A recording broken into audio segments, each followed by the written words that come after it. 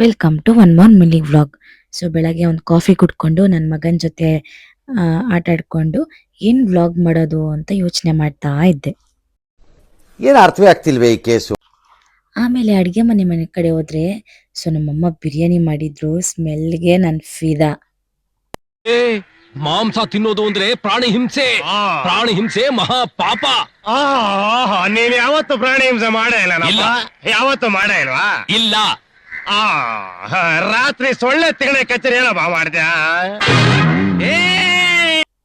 ಅದೆಲ್ಲ ಆದ್ಮೇಲೆ ನಾನು ನನ್ನ ಸ್ಟಡೀಸ್ನ ಕಂಟಿನ್ಯೂ ಮಾಡಿದೆ. ಆಮೇಲೆ ನನ್ನ ಮಗನು ನನ್ನ ಜೊತೆಗೆ ಜಾಯ್ನ್ ಆದ. ಆಮೇಲೆ ನಮ್ಮಮ್ಮಗೆ ಗಾಯ ಆಗಿದೆ, ನಮ್ಮ ಅಪ್ಪಾಜಿ ಗಾಯ ಆಗಿದೆ ಅಂದ್ಬಿಟ್ಟು ಕ್ರೀಮ್ ಹಚ್ಕೊಂಡೆಲ್ಲ ಹಚ್ತಾ ಇದ್ದ. ಇದೆಲ್ಲ ಆದ್ಮೇಲೆ ಮತ್ತೆ ನೈಟ್ ಮತ್ತೆ ನನ್ನ ಸ್ಟಡೀಸ್ನ ಕಂಟಿನ್ಯೂ ಮಾಡ್ಕೊಂಡೆ. ಸೊ ಕೆಸೆಟ್ಗೆ ಪ್ರಿಪೇರ್ ಆಗ್ತಾ ಇದ್ದೀನಿ. ಸೊ ಅದರದ್ದು ಪ್ರಿಪ್ರೇಷನ್ ಮಾಡ್ತಿದ್ದೀನಿ. ಸೊ ಇದನ್ನ ಈ ಕಲರ್ಸ್ನಲ್ಲೆಲ್ಲ ಯೂಸ್ ಮಾಡಿದ್ದೀನಿ ಓದೋದು.